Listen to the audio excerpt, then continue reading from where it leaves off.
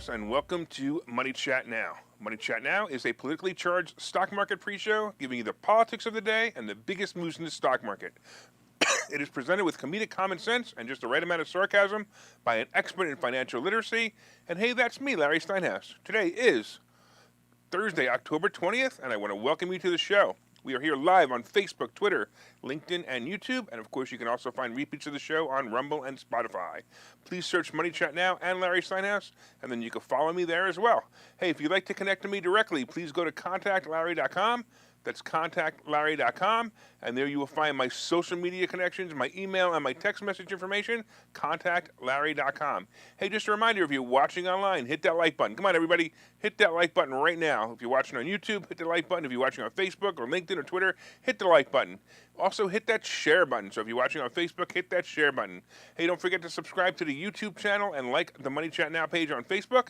And of course, you can also find Money Chat Now and the Larry Steinhouse Show on Spotify.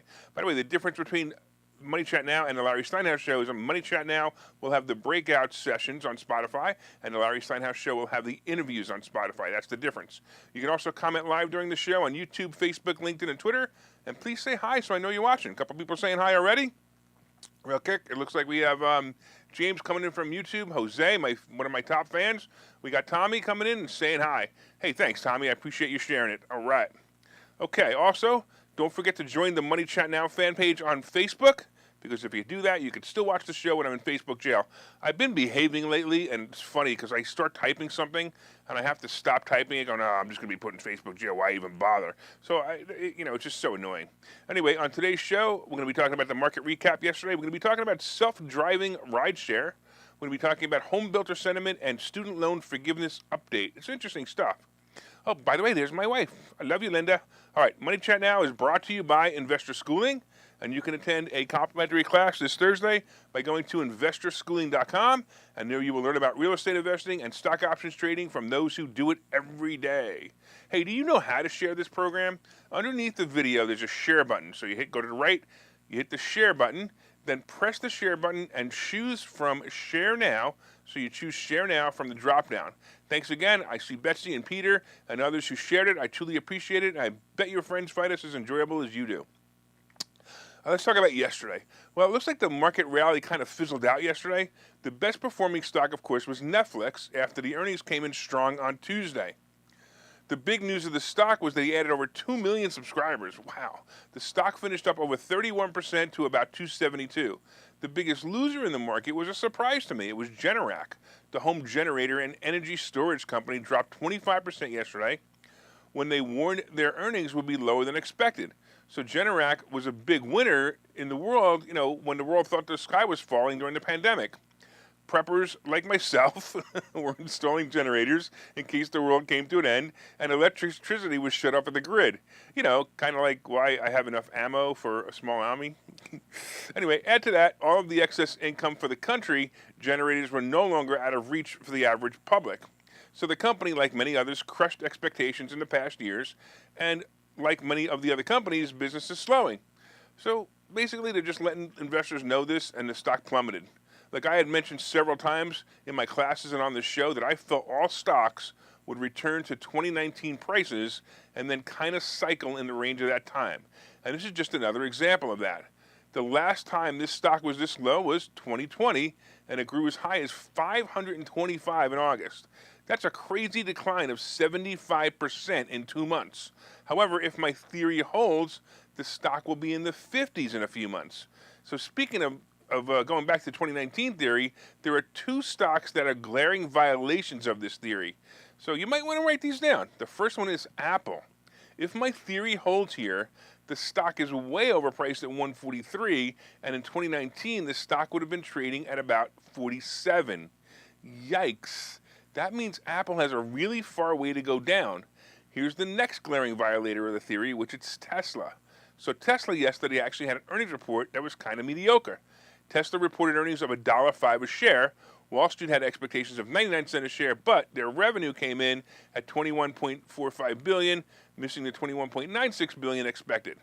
I never understand. It's not that far, really, but it's still not bad earnings at all. But let's go back to 2019 theory and look at what it was trading at. At today's trading number of 214, That would include, by the way, two splits between 2019 and now. The adjusted price would now be between 38 and 40 if we go to 2019 theory. Now, the stock is also currently trading at 44 times earnings. At the price of about 40, the stock would pretty much, be right around a multiple of about 10, which would be normal. Here's another thing. You guys want to put play? Get puts on Tesla now. Not only because of what I just said, but here's what's going to go on in the next 2 weeks. In the next 2 weeks, Elon Musk is going to sell shares of Tesla to buy Twitter. And when he does that, that stock's going to plummet 50 points. Anyway, that's just a speculation play, but that's a speculation play I think will do really well. Frankly, by the way, the fact that Ford is currently selling for 6.5 times earnings and the stock sells for $12, logically Ford is a little low and Tesla's about 4 times too high for me anyway.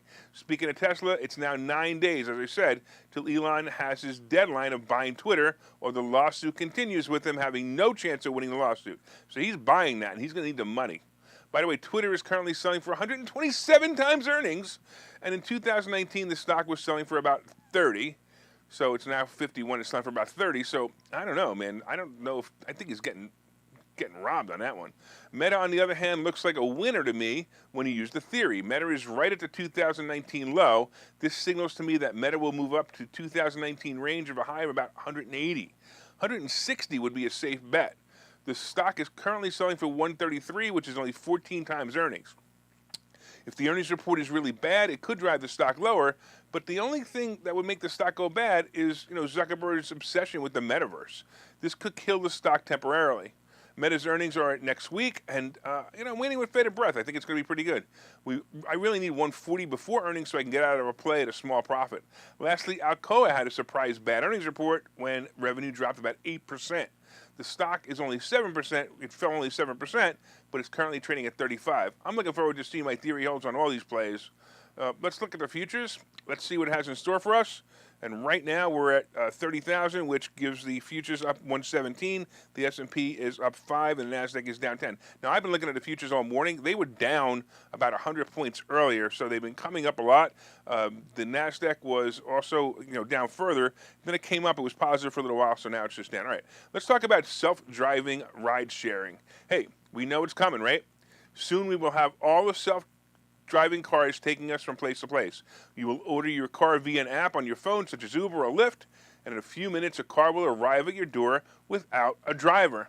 You will get in and out, and your favorite music will be playing, and when you reach your destination, a soft voice of your choosing, male, female, or something else, will remind you to take your belongings and to have a nice day.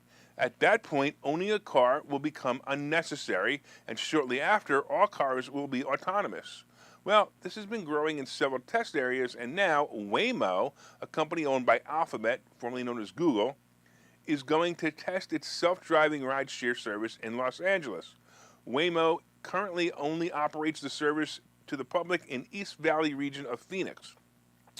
The set for this self-driving system requires mapping data, and they have already started driving around the city collecting that data. That process involves human driving cars down streets while sensors gather information on crosswalks, road edges, curb heights, and intersections. Waymo said the service will first begin with safety drivers behind the wheel and later with just Waymo employees as riders. It will begin public testing after it gathers permits and feedback. The company declined to provide even a rough timeline of when it expects these milestones to happen, but the self-driving car industry has also been slow to progress. To me, it's a no-brainer. These self-driving cars are the obvious evolution of transportation. My favorite movie example of this was in the movie Total Recall when Arnold Schwarzenegger got into the Johnny cab with the robot driver. I love that. That was the best. I wonder if they'll eventually have autonomous drivers or mock drivers in the car. One of the best things about an Uber or a Lyft are the conversations with the drivers. You learn a lot about the person, and the time passes by quickly when you're chatting with the driver. By the way, I still think Uber is a massive play in this arena. It will be a long-term buy and hold stock, but I see it clearly as the Netflix of rideshare. Remember a long time ago, Netflix would send you DVDs and you had to send them back? Now it's all streaming. Tesla and Hertz will also have a future in this model. I would assume that it'll be a subscription model based on usage instead of paying per ride. It'll probably be a monthly fee with a different tiers based on expected usage. I also guess our grandchildren's kids may never know the joy of driving a car. Oh well, what are you going to do? I'm going to keep a car for always. All right, let's take a break here, and I'll see you guys in a minute. Okay, so you thought about buying and selling real estate. You've thought about investing in the stock market, but don't know where to start. Well, what if you could find a place to unlock strategies to master both real estate and the stock market, all without the headache? That place is Investor Schooling, hosted by Larry Steinhouse, an expert in real estate, financial literacy, and the ins and outs of the stock market. You can attend Investor Schooling in person or online 8 times a month. You can and will learn how to make money in real estate, and you will learn mastery of stock techniques such as options and covered calls. You will even get a chance to ask one of your burning questions to the stock option sultan, the master of picks and plays.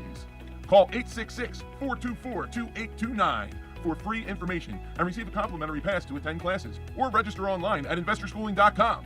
Don't delay. These passes are limited. So what are you waiting for? Call 866-424-2829. That's 866-424-2829. Or visit investorschooling.com. That's investorschooling.com.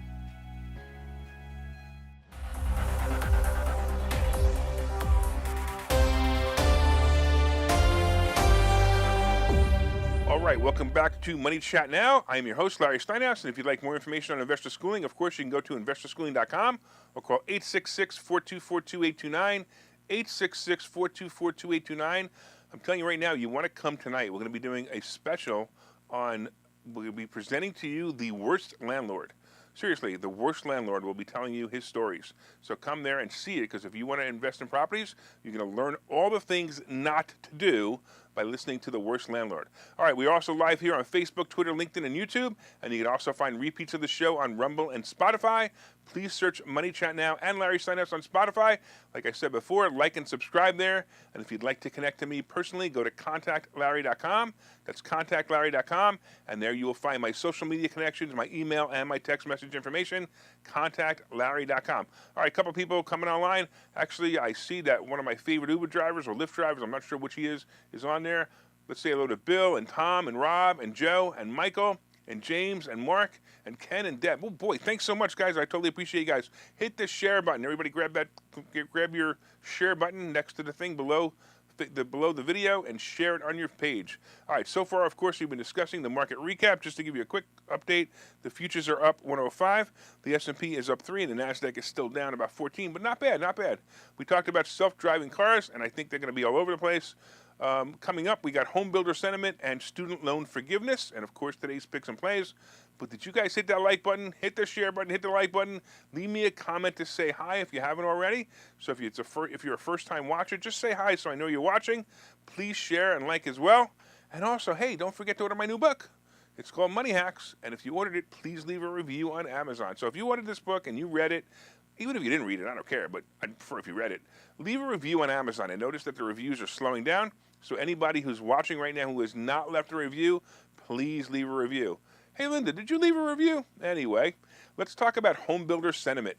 So the housing market is really starting to sink, and now the home builder sentiment numbers have dropped even more. So the home builder sentiment is basically a survey given to home builders regarding their thoughts on how the sales of new homes are progressing. It tracks the confidence of whether a new home development will sell quickly or slowly. So the home builder sentiment is on a scale of 1 to 100, and anything below 50 is considered a serious problem. Well, last month, the home builder sentiment came in at its lowest level since 2012. 2012 was the peak or the absolute bottom of the housing market. Anyway, the number was 38. Yikes. So home builders are struggling. They're struggling with this market and interest rates at 7.5%. And that's a big problem. That's a far cry from the 3 or 3.5% interest rate in December. By the way, the home builder sentiment was in the 90s about a year ago. Even previously home resales of sales are staying on the market longer. Look, it's here, folks. The housing recession is clearly here, and it's going to get worse, and a lot worse before it gets better. Like in 2008 through 10, we will see home builders go out of business, and they will struggle to sell houses they already have planned to build. You know, in the 2008 to 2010 era, we saw a lot of prominent builders go bust and never recover.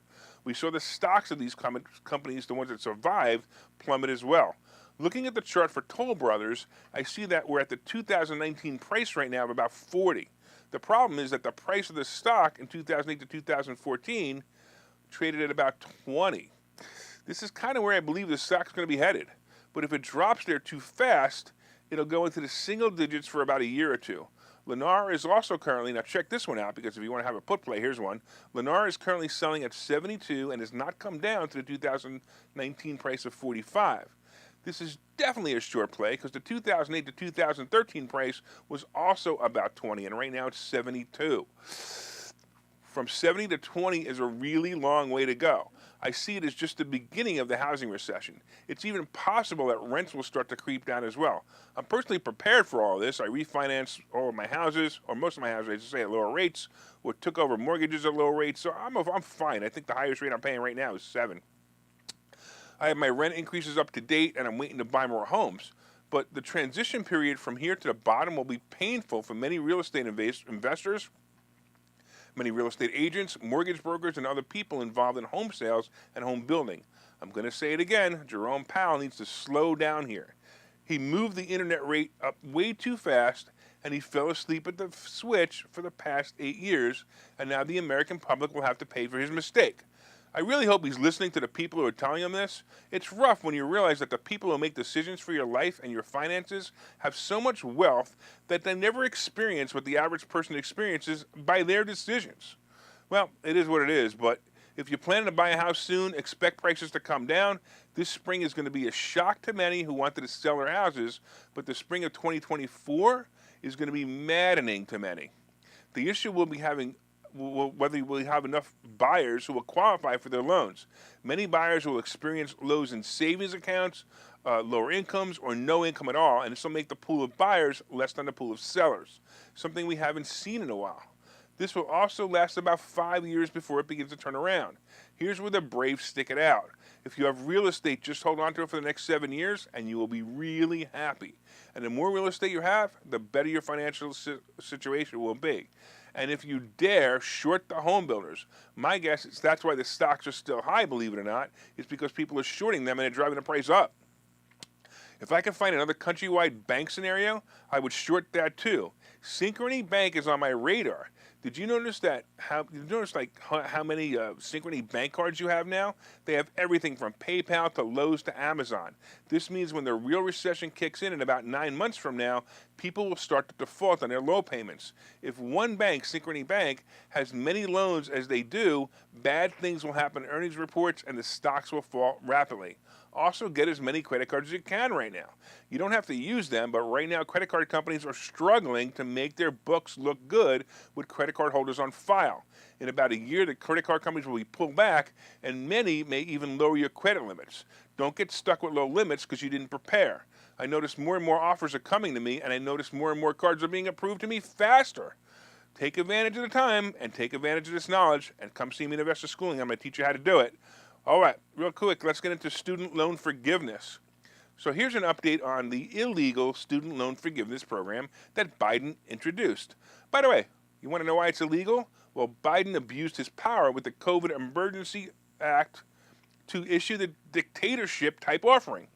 Normally, this would have been voted on in Congress, but, the Democrat Party has learned over the past 3 years that the Constitution can be bypassed with the COVID emergency powers. Oh, by the way, did you know that the COVID emergency powers have once again been extended to January 11, 2023? Yep, I hear you screaming at the screen saying, but didn't Biden declare COVID was over? Well, clearly, the people he didn't run this by his handlers, and the people the people who handle him didn't know, and they're really upset about it. So they decided to extend the COVID emergency powers. But getting back to student loan forgiveness, the applications went live over the weekend, and more than 8 million people applied for student loan forgiveness. The website was spotty at first, but it certainly wasn't like the disaster that Obamacare was many years ago. Many more people are applying. However, there's a group of people who are taking this illegal mandate to court to try to stop it. So the lawsuit to stop it hasn't had much traction, and it's been denied. However, now the rest of the decision is up to the Supreme Court. The request by the Brown County Taxpayers Association in Wisconsin was directed to Justice Amy Coney Barrett, who is responsible for handling emergency application requests from the 7th Circuit U.S. Court of Appeals. Well, a federal judge in Wisconsin earlier this month dismissed the Taxpayers Association lawsuit challenging the program, ruling that the group did not have legal standing to block the plan. All right, so let me explain this to you. In order to block the student loan forgiveness, the plaintiffs need to show that this will cause harm to them. They're basing their case on a possible tax increase to the citizens that they feel will pay for the student loans. In other words, the student loans aren't being forgiven, the loans are being transferred to the taxpayer. The problem with this argument is the burden of proof. Nowhere in the plan does it say that the government will be raising taxes to cover the loan. In fact, nowhere in the plan does it say where the money's actually coming from. And maybe it's just a wash.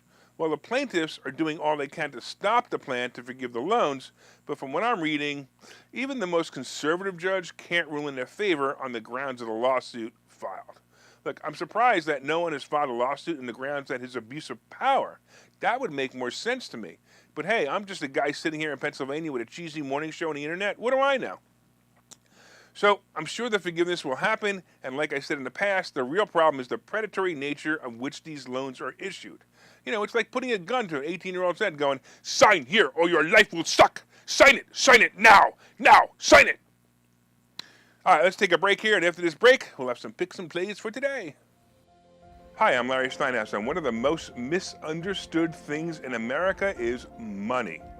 That's why I've written this book. It's called Money Hacks, because everything you think you know about money is wrong. And I'm telling you, everything you think you know about money is wrong. When you read this book, you will learn things about money that you did not know. You will even learn if money can buy you happiness. I have a full chapter dedicated to that. You're going to definitely want to read that. I talk about how to use other people's money to buy real estate. I talk about how to save more money, and I even talk about how to rebuild your credit score in this book.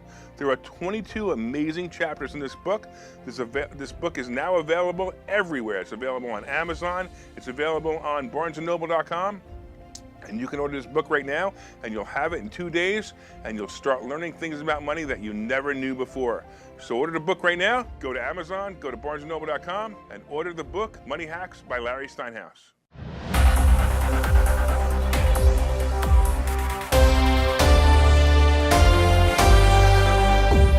All right, welcome back to Money Chat Now. I'm your host, Larry Steinhouse. And of course, if you'd like to be a sponsor on this show, come on, be a sponsor on this show. Your name and product will be delivered to hundreds of loyal listeners. Actually, I was talking to a possible sponsor last night, which is a big bank that I often tell you guys about, and I'll let you know if that comes true. Anyway, as you know, we're expanding our base every day, and if you'd like to get your product or service out to my audience and help keep the show in the air, I'd love to have you as a sponsor. Just reach out on Messenger or contact me at contactlarry.com. And by the way, don't forget to go to the Spotify channel, and don't forget to subscribe to the channel, and you can listen to all the reports. If you want to break that last report out, you can, and you can actually listen to it one at a time in your car. Look up Money Chat Now on Spotify and subscribe.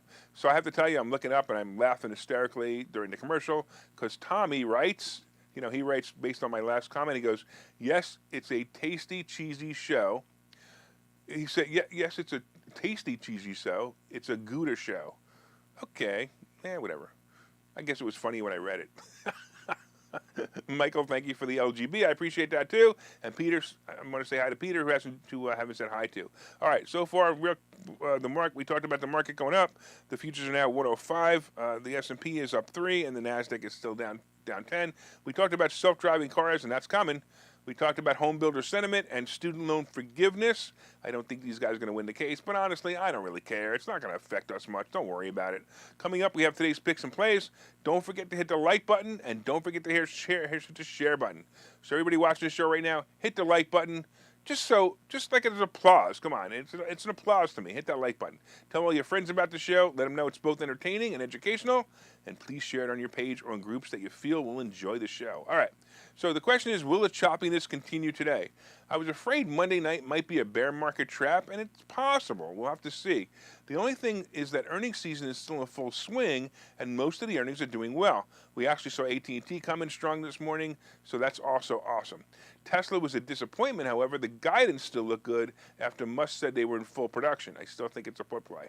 Anyway, the notable earnings today also, again, will be Philip Morris. AT&T came in already. Walmart I haven't seen yet, and all these will happen before the bell. So it may just help boost the market. Next week, we will have some of the best names. I'm looking forward to it. Once again, Make your picks into earnings. Don't buy anything that's less than 10 days before earnings. It's going to be a little rough if you get it too early. I mean, too late. That's just gambling, actually. Meta and Apple are going to be the tell for the rest of the year. I'm afraid Apple's going to sink after this, but hey, it's just a feeling based on my earlier story about the 2019 prices. So watch for it. I'm not sure that Apple's going to be a great play. I think Meta might be a great play. I actually think Meta's going to be going to shock everybody this earnings season. All right, on the crypto scene, crypto is still not moving. I'm just reading the same screen every day. Bitcoin is a little above 19,000 and Ethereum is still about 1,300. I don't even rewrite it. All right, gold and silver aren't moving much either, though. So gold, basically, gold is around 1640 and silver is now about 1850. Like I've been telling you for a while, I buy silver, but right now I think gold is the better play. You could buy an ounce of gold for 1640, throw it in your safe, in your drawer, or whatever you want to put it. Buy the physical gold. Don't put it in your IRA. This is here so that you can use it for the zombie apocalypse. And that way you can use it to trade it for other goods. And that's what I think you should do. There's something called a gold candy bar. Look this up. It's something called gold candy bar. You can break off little pieces of gold, and you can use that to trade. I have a couple of those. I think they're kind of cool. The Treasury bond. So the Treasury bond right now is 4.18%.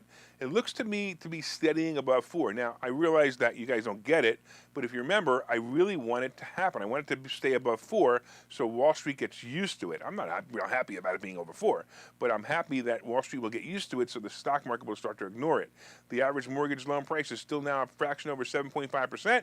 Oil is about 87 of a barrel, and it's creeping up again, and the average gas price is about 3.83, down 5 cents from yesterday.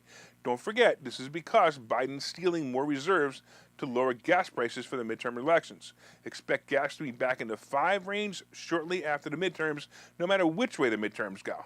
They'll probably punish us more if the Republicans get in. But either way, the Democrats will definitely forget this will even happen because they're so freaking blind. All right, I want to thank you all for watching Money Chat Now. We are here live every morning at 7:30 on Facebook, Twitter, LinkedIn, and YouTube. And you can also find repeats of the show on Rumble and Spotify. My name again is Larry Steinhouse. I am the host of Money Chat Now, and I am the CEO of Investor Schooling. And remember, you can contact me directly at Contact Larry. That's contactlarry.com. Contactlarry.com. Everybody go there and just take a look at what that looks like because it's kind of cool. You can get all my social media information right there. And of course, everybody, make it a profitable day.